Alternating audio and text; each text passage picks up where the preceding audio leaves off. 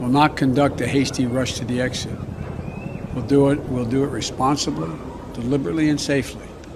Is a Taliban takeover of Afghanistan now inevitable? No, it is not. Do you see any parallels between this withdrawal and what happened in Vietnam, with some people feeling? None whatsoever. Zero. There's going to be no circumstance where you see people being lifted off the roof of an embassy of the United States from Afghanistan. It is not at all comfortable. Likelihood there's going to be the Taliban overrunning everything and owning the whole country is highly unlikely.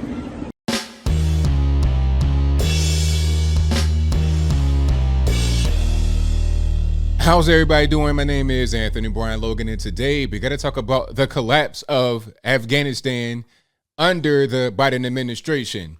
Now, there's so many things to tackle here. I'm not really sure where to start. I guess first things first would be what you just saw.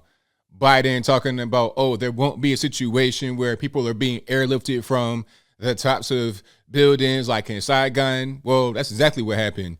People are running from their lives in the Afghan embassy, storming the airport, trying to get away. And that was really sad because a U.S. military vehicle was taking off, I believe, at the Kabul airport, and there were dozens, if not hundreds of people running along with the plane, trying to get on, trying to escape the country.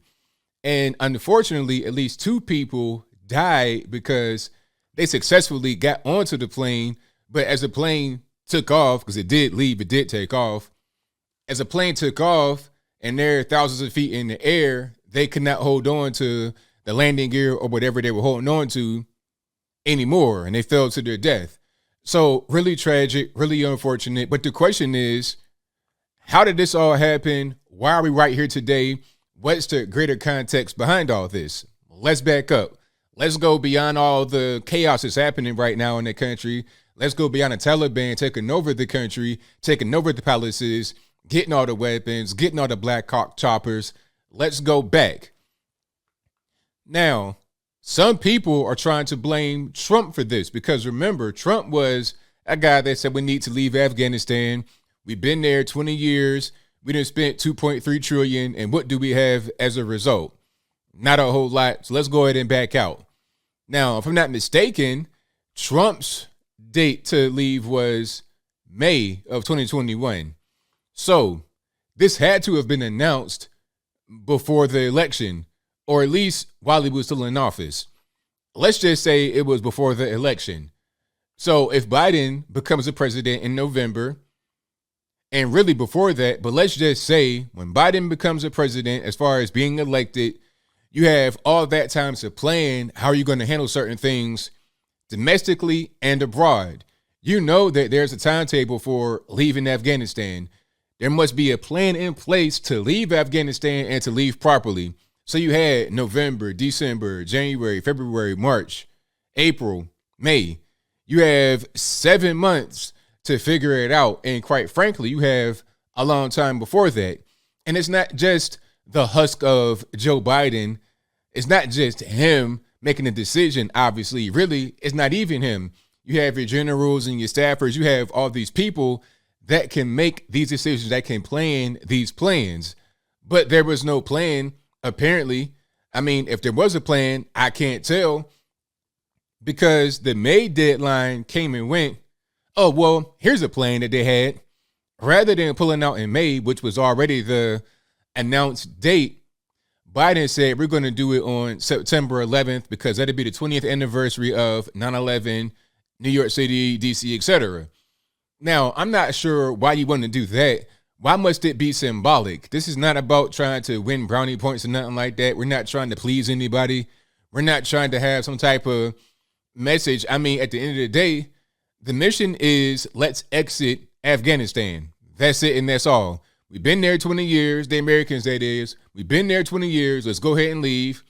Why make it into a spectacle? What he did by changing the date is leave the Afghan government out there pretty much, in the weird situation, because the Taliban have always been there throughout the entire 20 years, and they weren't going to leave at all. The U.S. thought the Afghan military was strong, but they're not, obviously. The U.S. are still there, but they're not really doing what they should be doing. They're sure of them. So the Taliban just have an opening. It's like, okay, well, at a certain point, we can just take over. The U.S., they're leaving, but they're still kind of here. The Afghan government is relying upon the U.S., but the U.S. is not as strong as what they used to be because we're leaving. So it just put everybody in a weird situation that's trying to defend against the Taliban. Here comes the Taliban taking over the entire country in a matter of hours. Now they've taken Kabul, the capital, if I'm not mistaken. I think the U.S. has gone back to defend the military Air Force base. I'm not quite sure about the regular airport in Kabul. You know, the airport that has passenger flights, families and friends or whatever in Afghanistan. Not quite sure about that. But I do know that they're protecting the military airport. Now, going back to Trump, some said this is his fault. You announced a day and there was no real plan. And really, we couldn't leave because leaving it all would just leave the entire country open to the Taliban. Well, that's kind of a complicated situation. If you ask me, I say we shouldn't have been there to begin with. Nothing against any military that served, that died, that permanently injured PTSD. Hey, my heart goes out to you. Nothing but love to you guys and girls out there. Shout out to everybody that served, that died, that sacrificed for this country in Afghanistan, Iraq, etc. Nothing against you guys. It's about the U.S. leadership and also the military leadership. Should we have gone there to begin with? Should that have been your mission to go to Afghanistan? The Taliban were there. The Taliban weren't going to leave. The Afghan military, how many of them are undercover Taliban, paper tigers, not really strong, just propped up by the U.S., and that's the only reason why they're effective. Without the U.S., what are they going to do? And again, we shouldn't have been there to begin with, so that whole dynamic wouldn't have played out. Now, somebody may have said, well, hey, without the U.S., the Taliban would have had Afghanistan. Would they have Afghanistan now? We just delayed the inevitable, unfortunately. You know, it's really a shame. And my question would be, why were we there to begin with? What's the real reason? We're talking about Osama bin Laden. We had to get him after 9/11, all this and that. But wasn't he in Pakistan at the end? I'm not really sure where he was. But what was the real reason for being there aside from Osama bin Laden? If it was about bin Laden and you got him under George W., okay, why not leave under George W.? Why continue to stay under Barack Obama and Trump? Why? What's the reason?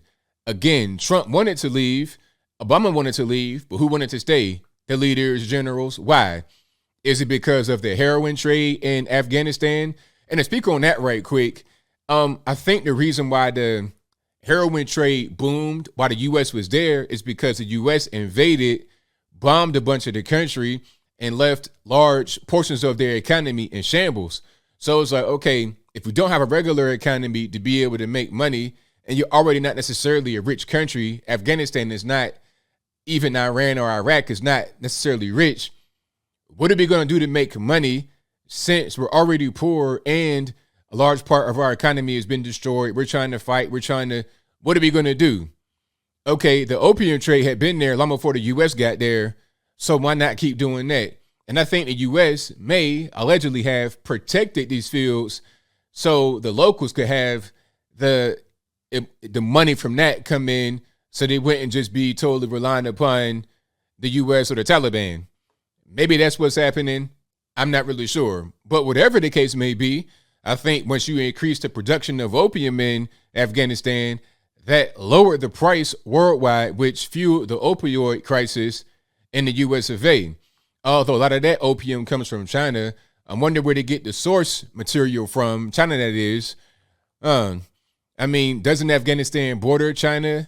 But that's a different story, and I digress. My whole point is that raising the supply of opium may have contributed to its cheap prices, therefore influencing the opioid crisis. Now, some are going to say the Taliban are a good force because they're against the opium trade and they're also against the bachabazi. I won't get into much into the bachabazi, but basically you're talking about boys and young men that are abused by men in the country. The Taliban say they were against it, and the Taliban say that it's punishable by death. But the question is, do you believe them when they say that? because they also said they were against the opium trade and they, destroyed a lot of the fields, all this and that. But also they had a large surplus, a large supply of opium already. So when you destroy a lot of the fields, you have a lot of supply that can be sold for a higher price now. You see, rather than just flooding the market, you're shorting the market and making money on the short. Kind of like how they did with the whole meme stock, but that's a different story. And I'll move on. My whole point is that the Taliban, just because they say they're against certain things, does not necessarily mean that they are against certain things. See, one thing people got to understand about the Taliban, they're not ISIS. They're not some kind of, well, even ISIS might not be this, but they're not some kind of rogue group of warriors, barbarians with sticks and rocks. That's not them. The word Taliban means students in their language. These are educated people. They may look one way. The media may show them one way, but trust and believe, they are not a dumb force, and they are very resilient, as we've been able to see. 20 years the U.S. has been there, and the Taliban has not gone anywhere. It's really unfortunate, but I think that there's not much we could have done to prevent the Taliban from taking over. I think that Biden could have done a lot more to ensure proper exit. I mean, the way that he left was just kind of like, whatever. And then to further this whole whatever narrative, when they asked him, hey, when are you going to speak about that? Oh, I'll get to it in a few days. A few days? Taliban have taken over Afghanistan today. Kabul has fallen right now today. He should have been on the podium last night, immediately. I don't care if he got pajamas on, Croc slippers. Get in front of that podium and talk to the people of the world. Not just the U.S., but the whole world, because Afghans are wondering what's going on. Chinese, Russians, Pakistan, everybody wondering what's going on. And this guy is taking pictures in an empty room at Camp David talking to a security personnel. And I'm not sure what kind of moron took that picture and put it on the internet, because you have sensitive agencies outed with their faces and locations. I'm not sure who did that. This whole thing has been the big time dumpster fire. Even the leftist media have attacked it. MS-13 DNC, CNN, ABC, etc. Mika Brzezinski and Jake Tapper, of all people, they have come out against this man, saying, hey, you've not done the right thing. They kind of want to bring up Trump, but really it's all about Biden, because he's the guy. He's in charge. You can't keep looking backward. If there's an operation that needs to happen and you have a guy in charge, you look at that guy that's in charge, if it goes well or if it does not go well. That's the way it's supposed to be. And I think even the leftist media alongside us on the right are in agreement with that. This is really a shame. It's really terrible. And I wonder what this is going to do going forward for Joe Biden. Is he going to be able to lead anymore? Will anybody listen to him? Will anybody hear his words anymore? It's going to be interesting to see how this whole thing plays out in the coming days, weeks, months. I'm not sure when we're going to hear from anybody in the White House. The press secretary, Jen Psaki, took off a whole week, and people didn't even, it wasn't even announced.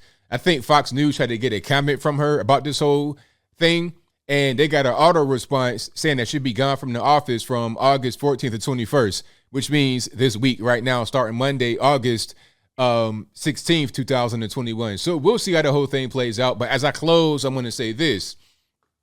If you're in the military and you served in Afghanistan, hey, my heart's out to you, man. This is really a shameful thing. 20 years, 2.3 trillion with a T, $2.3 trillion, 2,000 plus American lives lost, 20,000 plus American people injured. Why? For what? But I think I'll leave that right there for now.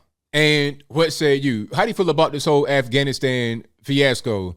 The Taliban taking over in a matter of minutes, essentially. Whatever your thoughts on that are, let me know in the comments below. Did I miss any key points here? There's quite a few things to say. I'll probably talk more about this on my live show coming up on Wednesday of this week at 8 p.m. Eastern time. Got to be there.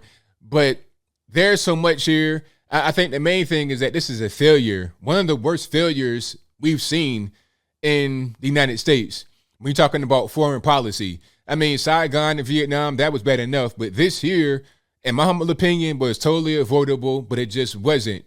We left ridiculously, hastily, left all types of helicopter choppers, weapons, ammunition, sensitive information. You have people trying to escape, Americans trying to escape. Where was the evacuation of these Americans beforehand? Where was the thought process? Where was the carry out of a well thought out plan? I don't see any of that here. But whatever your thoughts are, please let me know in the comments below. And that's all I got to say for this video. If you like what you heard, please comment, rate, share, and subscribe. Peace. They're just chanting death to America, but they seem friendly at the same time. It's utterly bizarre.